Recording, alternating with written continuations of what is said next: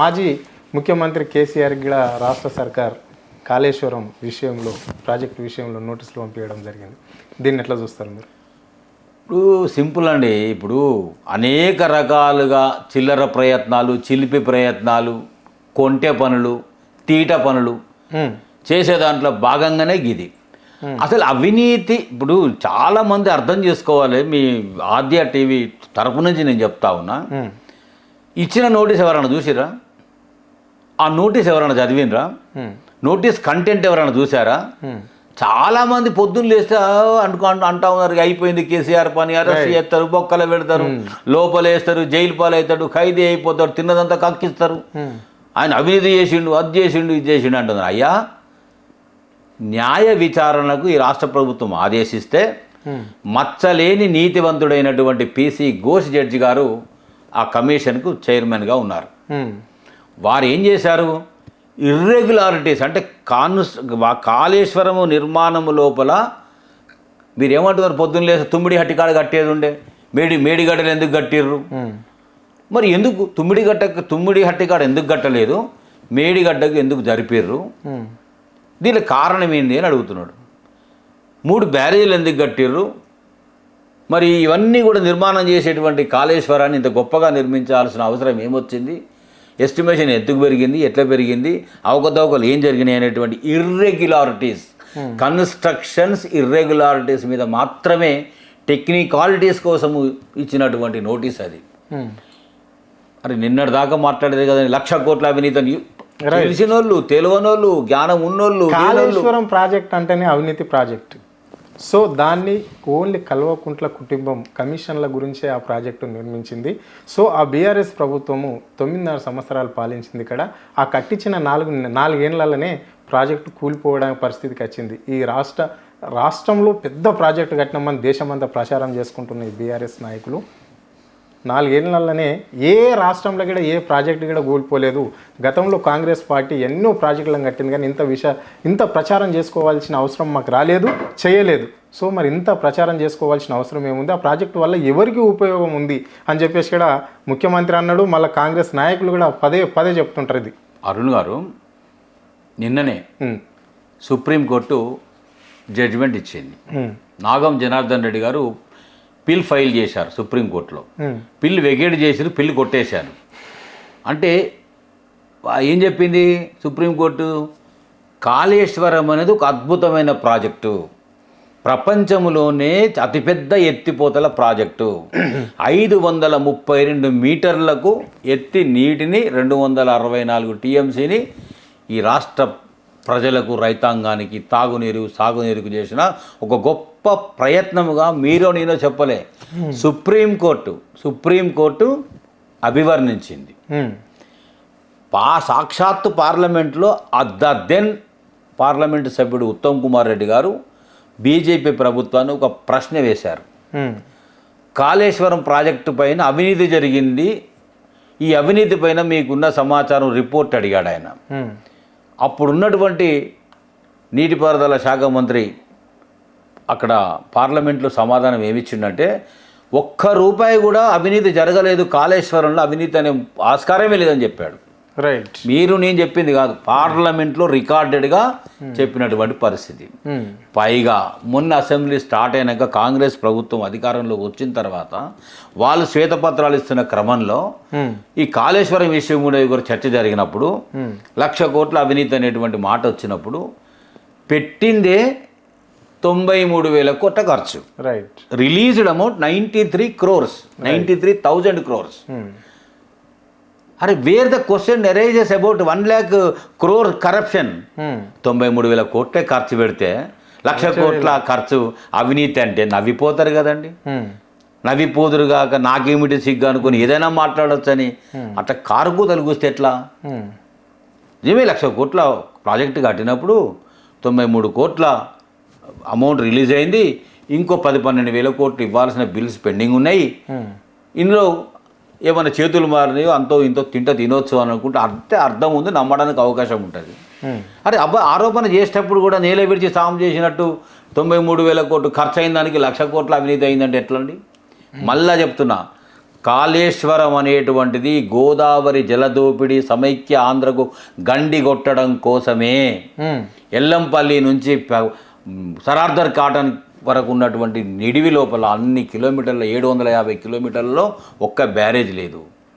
ఇలా కాళేశ్వరం పేరుతోని 3 బ్యారేజీలు, 1530 కిలోమీటర్ల కాలువలు, 240 కిలోమీటర్ల టన్నెల్స్, అన్ని పంప్ హౌజులు, ఇంత పెద్ద ప్రాజెక్టు రోజుకు 246 టీఎంసీలు ఎత్తిపోత పోసేటువంటి ఇది తుమ్మిడిహట్టి దగ్గర నీళ్లు ఉండవు, మేడిగడ్డ దగ్గర నీటి సామర్థ్యం ఎక్కువ ఉంటుంది అని అంటే తాగునీరు సాగునీరు వ్యవసాయానికి సరిపోయేంత రావాలని అంటే దాన్ని షిఫ్ట్ చేసి అక్కడ కట్టడం అనేది జరిగిందనేటువంటిది నీటిపారుదల శాఖ రంగ నిపుణులు చెప్పినటువంటి పరిస్థితి. నేను చెప్తున్న మాట కాదు. నేను ఒక ఉపాధ్యాయుడు, నాకు అంతగా తెలియకపోవచ్చు. ఇంకో విషయానికి వస్తే గతంలో కూడా కేసీఆర్కు నోటీసులు పంపించడం జరిగింది ఎలక్ట్రిసిటీ మీద. సో అప్పుడు రాతపూర్వకంగా ఇవ్వడం అనేది జరిగింది తను. కానీ ఇప్పుడు రేపు 5వ తారీఖు నాడు, వచ్చే నెల 5వ తారీఖు నాడు రమ్మని చెప్పేసి విచారణకు అని చెప్తున్నారు. మరి ఇప్పుడు ఎట్లా ఉండబోతుంది? విచారణకు సహకరిస్తాడా? ఇప్పుడు నాకు తెలిసి దగ్గరి కోణంలో నుంచి కేసీఆర్ గారి మనస్తత్వం తెలుసు కాబట్టి ఇప్పుడు హరీష్ రావు గారైనా ఈటెల రాజేందర్ గారు ఒక నేపథ్యం నుంచి ఒక నాయకుడికి ఎలివేట్ అయిన వ్యక్తి. ఆయనకు కూడా ఈటెల రాజేందర్ కూడా వచ్చింది. అప్పుడు ఆర్థిక మంత్రి అప్పటి ఈటెల రాజేందర్ గారు, ఇప్పుడు హరీష్ రావు ఇరిగేషన్ మంత్రి. అప్పట్లో వాళ్ళకి కూడా ఉంది. ఈయననేమో 5వ తారీఖు నాడు కేసీఆర్ అయితే 6వ తారీఖు నాడు హరీష్ రావు రావాలి, 9వ తారీఖు నాడు ఈటెల రాజేందర్ రావాలి అని చెప్పేసి చెప్తున్నారు. అంటే ముఖ్యమంత్రి బాధ్యుడు అని కమిషన్ భావించడంలో తప్పులేదు. రైట్. ఆర్థికమైనటువంటి పరిస్థితి అంతా కూడా రిలీజింగ్ అంతా కూడా ఫైనాన్స్ మినిస్టర్ రిలేటెడ్ కాబట్టి దేనికి ఎంత రిలీజ్ చేశారు, ఎట్లా చేసారు, రిలీజింగ్ అంతా ప్రాపర్గా జరిగిందా, ఇంప్రాపర్గా జరిగిందా, అనుమతులు ఉన్నాయా లేవా అనేటువంటిది సంబంధం ఉంది కాబట్టి అడగవచ్చు, తప్పలేదు. అప్పుడు ఉన్నటువంటి ఆర్థిక మంత్రి ఇరిగేషన్ మంత్రి ఏమో హరీష్ రావు గారు, ఆర్థిక మంత్రి ఈటెల రాజేందర్ గారు. ఈ ఆర్థికము ఇరిగేషన్ ముఖ్యమంత్రి ముగ్గురికి సంబంధం ఉంటుందని నోటీసులు ఇస్తే ఇచ్చిండొచ్చు కాక నేనైతే చూడలేదు. కానీ నాకు తెలిసినటువంటి సమాచారం, నాకు ఉన్నటువంటి నాలెడ్జ్ మేరకు ఇర్రెగ్యులారిటీస్ మీద మాత్రమే అది నోటీసు. ఏ ఒక్క కంప్లైంట్ ఇప్పటికి కూడా కాళేశ్వరం ప్రాజెక్టు మీద రికార్డెడ్గా ₹1 అవినీతి అయినట్టు తీసుకున్నోడో ఇచ్చినోడో చూసినోడో ఎక్కడ ఎవరు చెప్పినోడు ఏం లేదు. అంతా గుంట అదిగో పులి అంటే ఇదిగో తోక అనే విధంగా పులికి తోకెంత ఉందంటే బారెడు ఉన్నదని ఇంకొకరు చెప్పినట్టుగా, దున్నపోతు ఏంటంటే దుడ్డను కట్టేయమన్నట్టుగా, అలా దున్నపోతుకు పాలు విండమని ఇంకోటి అన్నట్టుగా ఈ కాళేశ్వరం మీద చిత్ర విచిత్రాలు జరుగుతూ ఉన్నాయి. కాళేశ్వరం అనేటువంటిది ఒక ఐరావతం, ఒక ఏనుగు లాంటి ప్రాజెక్ట్ అనుకుంటే ఇప్పుడు ఎట్లా దాపురించిందంటే కామెంట్ చేసేవాళ్ళు, మాట్లాడేవాళ్ళు రాష్ట్రం పరువు తీస్తున్నాం, ఒక ప్రాజెక్టు పరువు పోతుంది, నడి రోడ్డును వేసుకుంటున్నాం అనేటువంటి పరిస్థితి సోయి లేకుండా దివాలా కోరు మాటలు మాట్లాడుతున్నారు. ఒక ఆయన పోతాడు తొండం పట్టుకుంటాడు, ఎట్లున్నదని ఆయన కాళేశ్వరం ప్రాజెక్ట్ అంటే ఇంత పొడుగు ఉంది అటు ఇటు కదులుతుందని ఈయన చెప్తాడు. ఇంకొక ఆయన పోతాడు షో పట్టుకుంటాడు, ఎట్లున్నదని ఆయన కాళేశ్వరం ప్రాజెక్ట్ అంటే షాటల మాదిరిగా ఇంత వెడల్పుగా ఉన్నదే, బాగలేదు, ఇది ఇంకో విధంగా ఉండేది ఉండే ఆయన చెప్తాడు. ఇంకొక ఆయన పోతాడు కాలు పట్టుకుంటాడు, ఇది స్తంభం మాదిరిగా నిట్ట నిలువుగా ఉంది కానీ ఇట్లా లేకుండా ఉండేది ఉండే, ఇంకో విధంగా ఉండేది ఉండే అని ఆయన చెప్తాడు. ఇంకొక ఆయన పోతాడు తోక పట్టుకుంటాడు, ఎట్లా ఉండదు ఆయన ప్రాజెక్ట్ అని అంటే ఏదికి ఇంతంతే ఉంది, జానడే ఉంది, మోరెడే ఉంది, ఇంకా చాలా ఇట్లా ఉండేది అట్లా అని చెప్తాడు. ఇలా ఎవ్వరు కూడా ఒక సమగ్ర స్వరూపమైనటువంటి కాళేశ్వరం ప్రాజెక్టును విజనరీగా అర్థం చేసుకున్న సమగ్ర స్వరూపము ఎంతమందికి తెలుసు ఈ కాంగ్రెస్ నాయకులకు, ఎంతమంది తెలుసు ఈ పరిపాలకులకు? అంటే దక్కను పీఠభూమి ఉన్నటువంటి తెలంగాణ గోదావరి కింద ఉన్నటువంటి దాన్ని ఎత్తి పోయకపోతే ఎట్లా పోస్తారో మరి తెలియదు.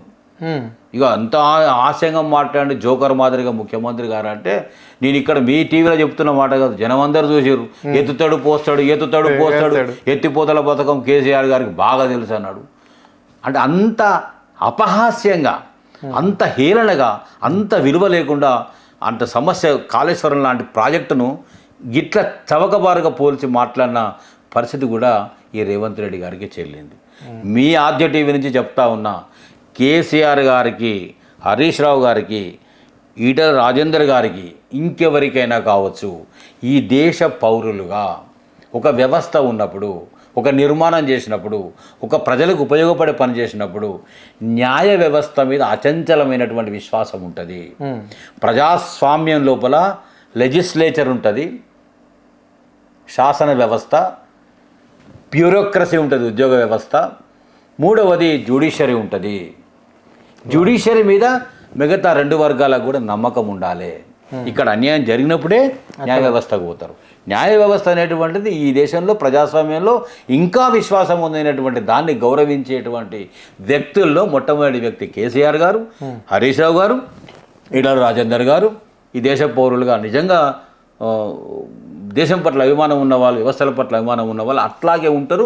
వీళ్ళందరూ కూడా అట్లాగే ఉన్నారు అని చెప్తా ఉన్నాను నేను. అంటే రాష్ట్రంలో అనేక పార్టీలు కూడా ఉన్నాయి. బీజేపీ ఉంది, బీఎస్పీ ఉన్నది, కమ్యూనిస్ట్ పార్టీలు కూడా ఉన్నాయి.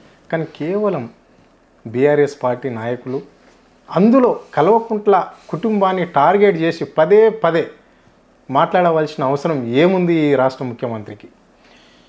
ఇప్పుడు సికింద్రాబాద్ పర్యాడ్ గ్రౌండ్స్లో అన్నాడు కదండి నరేంద్ర మోడీ గారు, ఏమని కొడుకును ముఖ్యమంత్రిని చేయడం కోసం నా దగ్గరకు వచ్చిండు, నాతో మాట్లాడు, నాతో ముచ్చట పెట్టిండు అని. ఒకవేళ అంటే జనాలకు అంత అమాయకులు కాదండి, ప్రజలకు కూడా తెలుసు. ఇప్పుడు ఎమ్మెల్యేలు అందరికి తనకు 100కు పైగా ఎమ్మెల్యేలు ఉన్నప్పుడు కేసీఆర్ గారు ముఖ్యమంత్రి అవుతాడు, కొడుకుని చేయాలంటూ కొడుకు అవుతాడు, అల్లుడిని చేయాలి అల్లుడు అవుతాడు, బిడ్డని చేయాలి బిడ్డ అనుకుంటుంది, లేకపోతే రాజేంద్ర చేయాలంటూ రాజేంద్ర అయ్యేటోడు, ఇంకోటి అని ఇంకోటి అనుకుంటాడు. ఆయన పార్టీ, ఆయన ఇష్టం, ఆయన చేతిలో ఎమ్మెల్యేలు, ఆయన నిర్ణయం కదా అది. నరేంద్ర మోడీ గారిని ఎందుకు అడుగుతారండి, నేను నా కొడుకును ముఖ్యమంత్రిని చేస్తా అని ఆపై అడుగుతాడా? అంత పచ్చిగా వక్రీకరించి చెప్పినటువంటి సాక్షాత్తు దేశ ప్రధానమంత్రి. రైట్. అంటే బీజేపీ ఇంకొక మాట అన్నది, తెలంగాణ సాధన తెచ్చుకున్న రాష్ట్రంలో తల్లిని చంపి బిడ్డని కాపాడింది అన్నారు. మరి తల్లి ఏమో సమైక్య ఆంధ్రను చంపేసిర్రు, బిడ్డను తెలంగాణ కాపాడింది. ఎవరన్నారు? ఇది దేశ ప్రధానమంత్రి నరేంద్ర మోడీ గారు అన్నారు కదా. మరి ఎట్లా చూడాలి ఈ వ్యాఖ్యల్ని? అంటే తెచ్చుకున్న తెలంగాణ సాధిస్తున్న ప్రగతి పట్ల, అభివృద్ధి పట్ల, చిత్తశుద్ధితో చేస్తున్న పరిపాలన పట్ల, అగ్రస్థానానికి చేరుకుంటున్న తెలంగాణ పట్ల కడుపు నిండా విషం నింపుకొని మాట్లాడినట్ల.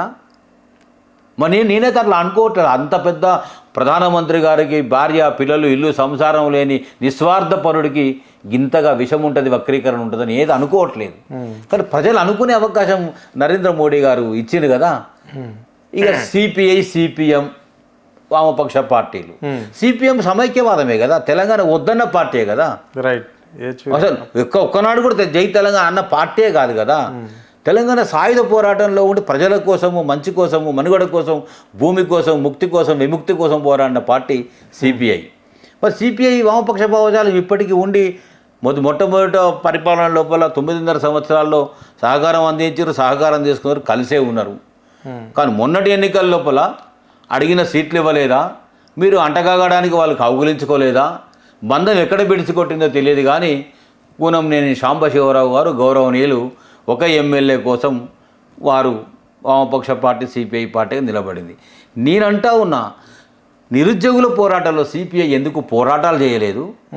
ఇలా ప్రజలు పడుతున్నటువంటి బాధల పట్ల, ప్రజా జీవనంలో, ప్రజా పోరాటాల్లో ఉండేటువంటి భారత కమ్యూనిస్టు పార్టీ ఉద్యమ పాత్ర, పోరాటాల పాత్ర ఏమయ్యింది?